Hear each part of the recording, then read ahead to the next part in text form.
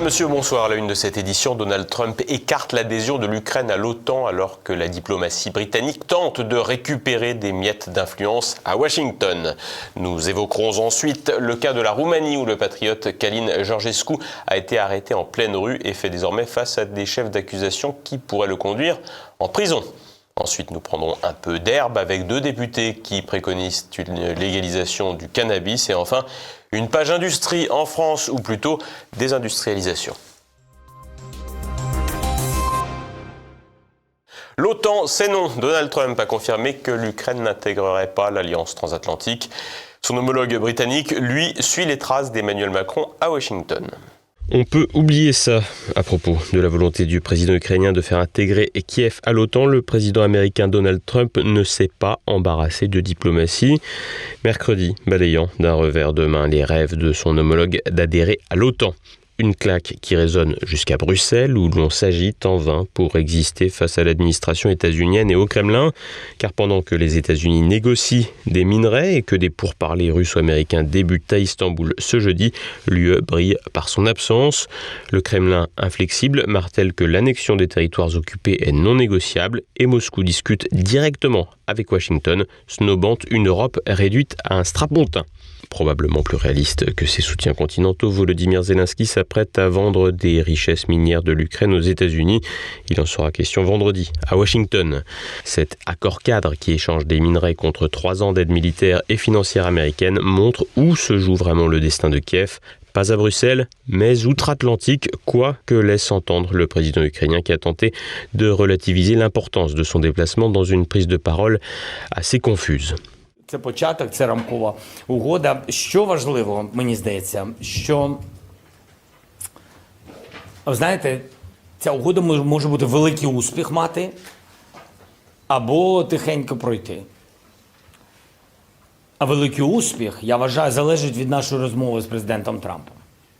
Якщо я побачу, почую із задоволенням, і я дуже розраховую на Америку і на президента, Et après avoir causé business avec les États-Unis, Zelensky se rendra à un sommet dit spécial le 6 mars à Bruxelles, une énième réunion où les beaux discours d'Antonio Costa, insipide président du Conseil européen, sur une paix complète, juste et durable, masqueront mal l'incapacité chronique de l'Europe à peser dans ce conflit.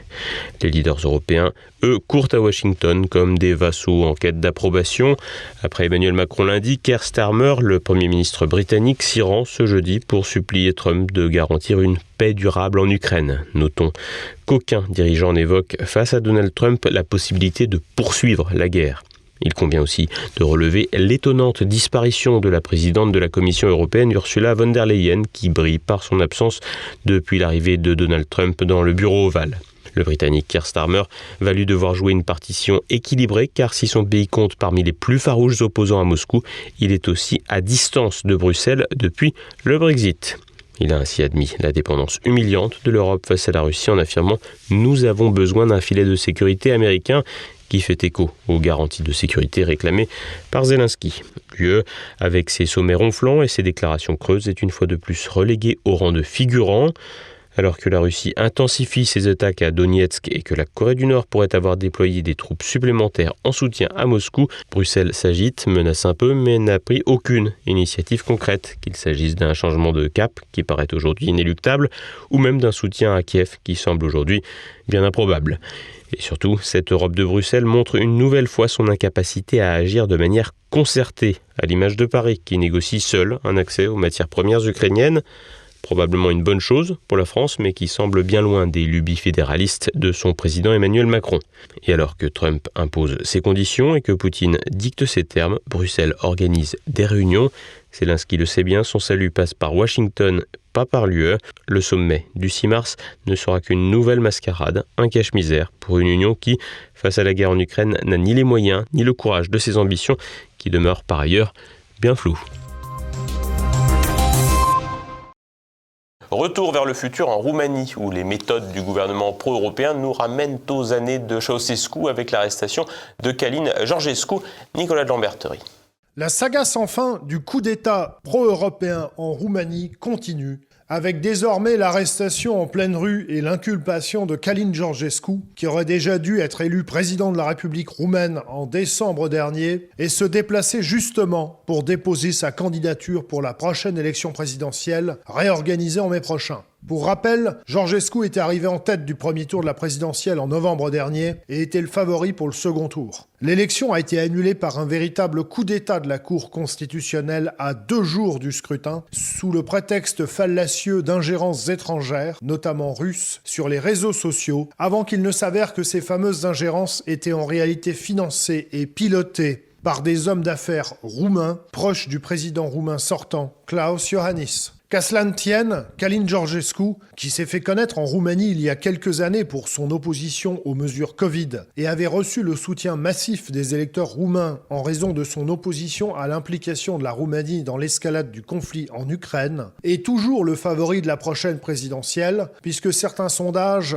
prédisent qu'il pourrait même remporter l'élection dès le premier tour. Dès lors, la seule et unique question qui intéresse les observateurs est de savoir si Georgescu sera autorisé ou non à se présenter. La vague de perquisitions qui a eu lieu mercredi matin laisse clairement entendre que le système roumain est prêt à tout pour empêcher Georgescu d'accéder à la présidence de la République. Il s'agit d'une vague de perquisitions effectivement impressionnante, dans un style stalinien assez typique, aux petites heures du matin.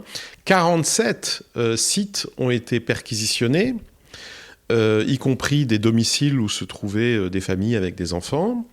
Donc on peut parler d'un coup de filet, d'une opération judiciaire de grande ampleur, mais pour l'instant, à ma connaissance, il n'y a pas d'arrestation. Le but pourrait très certainement être de fabriquer une affaire pénale, de manière à ce que Călin Georgescu, sur cette question des faux en déclaration, puisse être condamné au pénal, ce qui éventuellement pourrait remettre en cause par voie judiciaire sa compétence à déposer une candidature au présidentiel qui doivent avoir lieu en mai. Les 6 chefs d'inculpation à l'encontre de Călin Georgescu sont assez conséquents. On y retrouve notamment l'incitation à troubler l'ordre constitutionnel, la diffusion de fausses informations, les fausses déclarations sur les comptes de sa campagne électorale et sur son patrimoine, l'organisation d'un groupe raciste ou encore l'apologie de crimes de guerre. En clair, il ne manque plus que l'atteinte à la vie d'autrui pour stationnement gênant. En l'état actuel des choses, ces inculpations ne sont pas de nature à empêcher Georgescu à se présenter à la prochaine présidentielle, ce qu'il peut faire jusqu'au 15 mars. Compte tenu des délais judiciaires habituels, des délais d'appel, etc., est-ce qu'il est vraiment raisonnable d'envisager une condamnation ferme en l'espace de 23 jours, puisque c'est le temps qui resterait à la justice roumaine pour disqualifier par voie judiciaire, encore une fois, par la voie d'une condamnation pénale, le candidat Călin Georgescu. Encore une fois, rien ne semble plus être totalement impossible aujourd'hui en Roumanie, vu l'état dans lequel se trouve maintenant, depuis le 6 décembre, l'état de droit dans ce pays, mais ça semble quand même assez invraisemblable. Est-ce qu'il ne s'agirait pas plus encore d'un ballon d'essai lancé avant tout en direction de Washington ? C'est-à-dire pour voir comment l'équipe Trump va réagir ou pas à ce qui se passe. Ça expliquerait pourquoi, pour l'instant, les putschistes auraient eu à cœur de ne rien commettre de définitif, étant donné qu'en l'état actuel de l'affaire, une marche arrière reste possible et même facile. Pour le moment, c'est surtout Elon Musk, parmi les hommes forts de l'entourage de Donald Trump, qui a réagi et qualifié la situation en Roumanie de catastrophique. Aucune autre réaction officielle n'a encore été communiquée du côté des Américains, les autres éventuelles tractations étant donc pour le moment réservées aux coulisses. Du côté de Bruxelles ou des principaux pays européens, comme toujours, aucune réaction. On imagine volontiers ce qu'il en serait si demain un opposant à Viktor Orban était arrêté en pleine rue à Budapest et inculpé pour des motifs fantaisistes. Toujours est-il que face à son déclassement, à son décrochage dans la compétition mondiale et à l'appauvrissement significatif de ses citoyens, l'eurocratie semble de plus en plus décomplexée dans son tournant autoritaire et antidémocratique contre ses populations. Une chose est sûre, ce qui se joue actuellement à Bucarest dépasse largement les frontières de la seule Roumanie. Faut-il légaliser le cannabis? C'est ce que proposent des députés LFI Antoine Léaumont et son compère macroniste Ludovic Mandès. Louis Torcy. La Macronie flirte avec les insoumis. Leur projet, la légalisation du cannabis. Le député Renaissance Ludovic Mendes et le LFiste Antoine Léaumont ont conjointement signé un texte appelant à légaliser le cannabis. Pour le député macroniste, l'objectif serait de détacher le consommateur du marché illégal vers le marché légal. Il prend en exemple certains de nos voisins européens qui, comme l'Allemagne, ont légalisé le cannabis. Problème, l'Allemagne pourrait bientôt revenir sur sa décision. Et pour cause, comme nous l'explique le criminologue Xavier Roffer, la légalisation du cannabis est toujours synonyme d'échec. Alors par exemple, à Vancouver, je connais bien cette ville, vous avez 300 boutiques de cannabis dans lesquelles il y en a 250 de complètement illicites, c'est-à-dire qu'elles n'ont pas la licence du gouvernement qu'elles devraient avoir, mais elles sont exactement semblables aux autres, et c'est là où c'est drôle, et ça serait drôle si c'était pas tragique vu les résultats. La mairie de Vancouver elle-même ne sait plus quelles sont les vraies et quelles sont les fausses, car les narcos ont embauché des pirates informatiques qui ont été dans les systèmes de la mairie foutre une pagaille épouvantable, et donc la mairie elle-même ne sait plus si l'affichette qu'il y a sur la fenêtre de la vitrine du coffee shop ou de la boutique de vente de drogue est une vraie ou une contrefaçon. Contrairement au laïus des progressistes, la légalisation du cannabis a pour effet de renforcer les groupes criminels et de faciliter leurs autres trafics. Toutes les boutiques illicites sont contrôlées par des gangs, que ces gangs en question en profitent pour y vendre de l'héroïne, de la cocaïne, des amphétamines et toutes les drogues dites dures qui sont, elles, toujours interdites, et y faire séjourner aussi des prostituées, comme ça on part dans l'arrière-boutique et puis on se fait une petite séance agréable, et ainsi de suite. La députée UDR Hanan Mansouri partage l'opinion de Xavier Roffer. Membre de la commission des affaires sociales, dont dépendent les questions de santé, cette parlementaire compte s'opposer fermement à la proposition d'Antoine Léaumont et de Ludovic Mendes. Le cannabis cause beaucoup de tort à notre société. Il y a un enjeu de santé publique qui est grave, il y a un enjeu de narcotrafic aussi qui est très important, et on le voit, ça fait des milliers de morts sur notre territoire, et je crois que légaliser le cannabis ne va absolument pas régler ce problème-là. Par ailleurs, on voit que dans d'autres pays où c'est légalisé, les résultats sont absolument pas à la hauteur. On a au contraire un public élargi qui commence à consommer du cannabis. Donc je m'opposerai fermement à cette proposition de loi s'il y en a une à l'issue de leur rapport. Légaliser le cannabis ne permettrait donc nullement de lutter efficacement contre le trafic de drogue.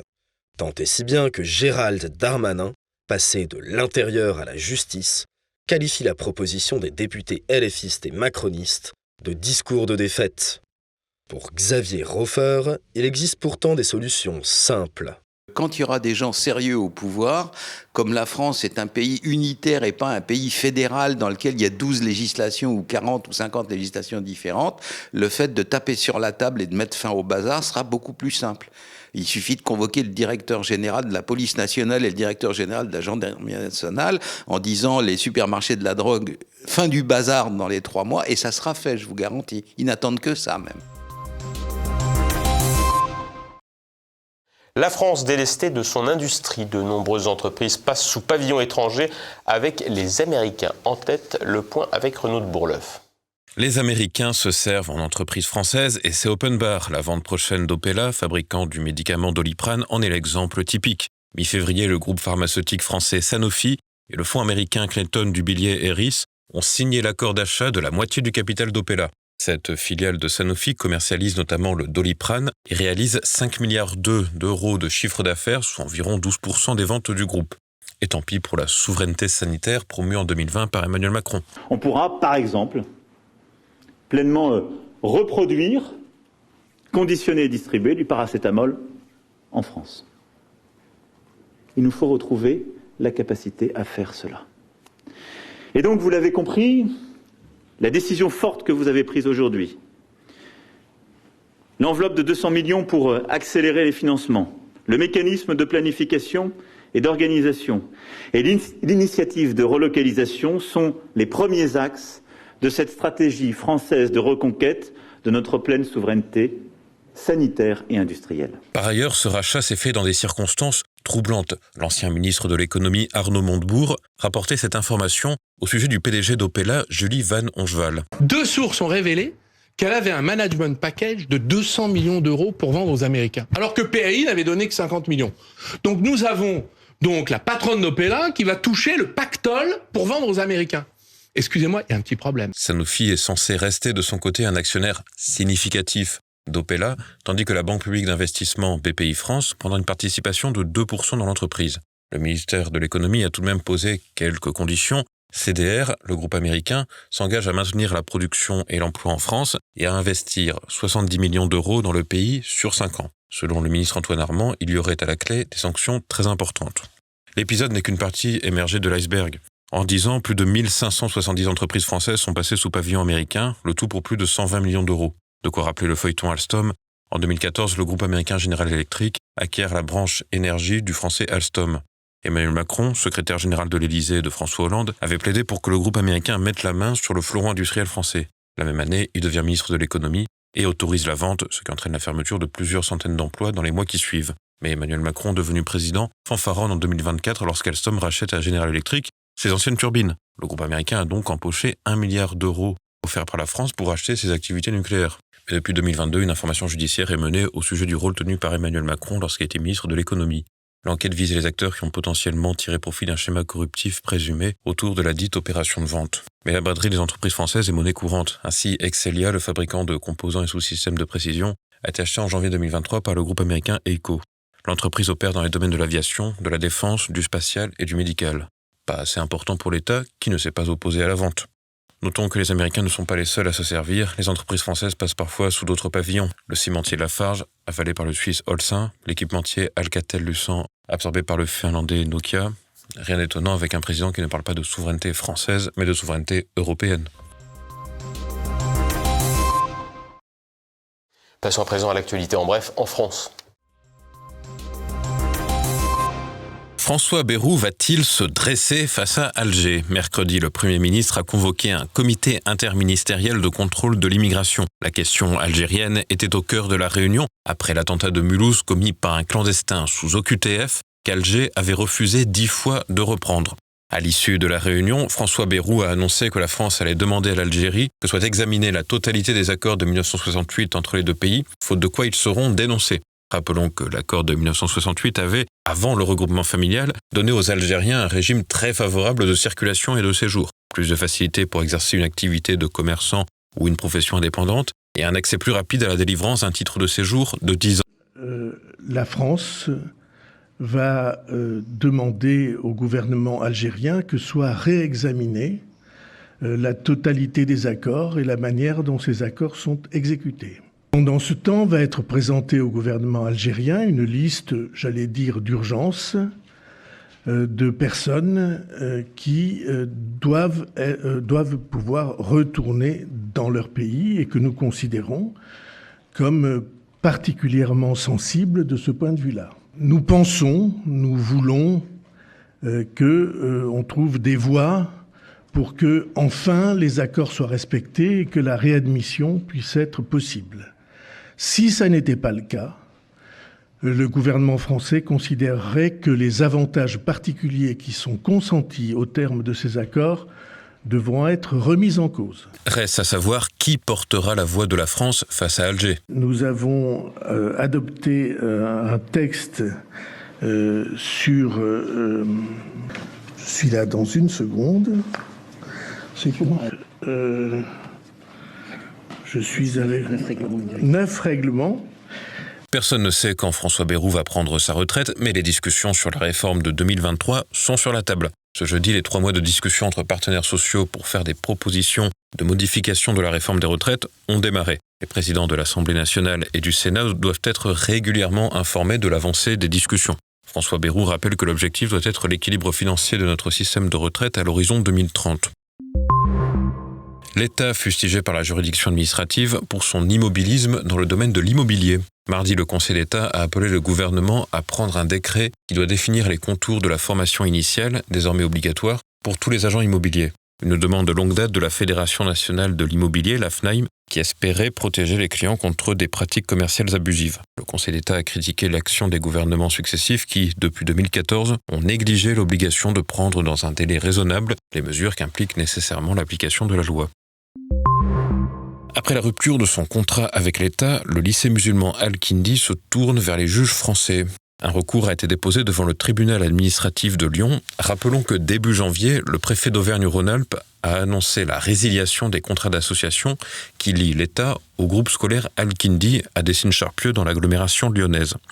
Les raisons invoquées sont, je cite, des manquements pédagogiques et administratifs et des atteintes aux valeurs de la République.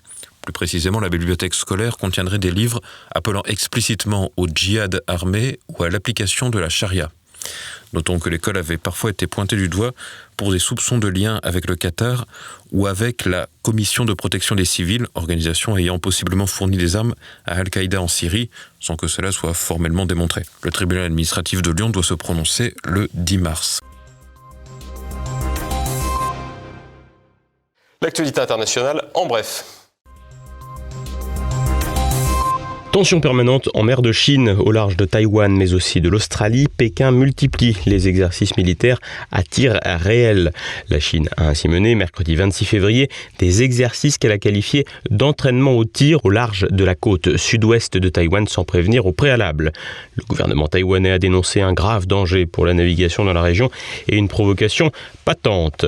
3 navires de l'armée populaire de libération avaient en outre procédé à des exercices à tir réel entre l'Australie et la Nouvelle-Zélande vendredi 21 et samedi 22 février, et cela en toute légalité, car il s'agissait ici d'exercices dans les eaux internationales, mais sans prévenir en amont les deux États. La Chine a également annoncé lundi 24 février des exercices navals à tir réel dans les eaux qui la séparent du Vietnam après que celui-ci eut précisé ses revendications territoriales dans la zone. Le 18 février déjà, un hélicoptère de l'armée chinoise s'était approché à 3 mètres d'un avion de patrouille philippin près du très contesté atoll de Scarborough, en mer de Chine méridionale. Un enchaînement de manœuvres qui inquiète dans la région, alors que les regards ne sont plus vraiment portés sur Taïwan et les différents territoriaux chinois depuis l'investiture de Donald Trump. USAID, état des lieux du champ de bataille. La retentissante coupe dans les financements étrangers de l'Agence des États-Unis pour le développement international concernerait 92% des financements de programmes à l'étranger selon l'administration Trump qui a avancé ce chiffre mercredi. 60 milliards de dollars seraient ainsi épargnés aux contribuables américains. 5 800 des financements accordés dans le monde par l'agence ont été coupés et il n'en resterait plus que 500 environ. Parmi ceux-ci, des subventions dites vitales ont été maintenues comme l'assistance alimentaire et des traitements pour des malades du sida, de la tuberculose et du paludisme, ainsi que pour des pays comme le Liban, Haïti, le Venezuela ou encore Cuba. Le 23 février, le gouvernement américain avait également annoncé le licenciement de 1600 de ses employés de l'agence aux États-Unis et le placement de la majorité du personnel en congé administratif. Liberté personnelle et liberté du marché. Jeff Bezos, le patron d'Amazon, continue de se rendre à Canossa.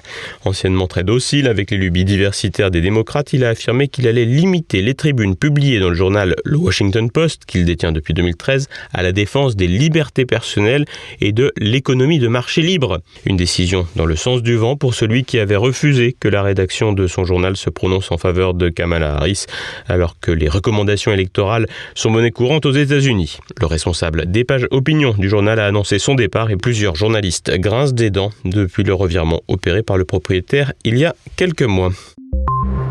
La NASA part à la recherche de l'eau de la Lune. L'agence gouvernementale spatiale américaine mène pour la première fois, avec une mission scientifique privée, une expédition en vue de l'exploitation des ressources sur la Lune.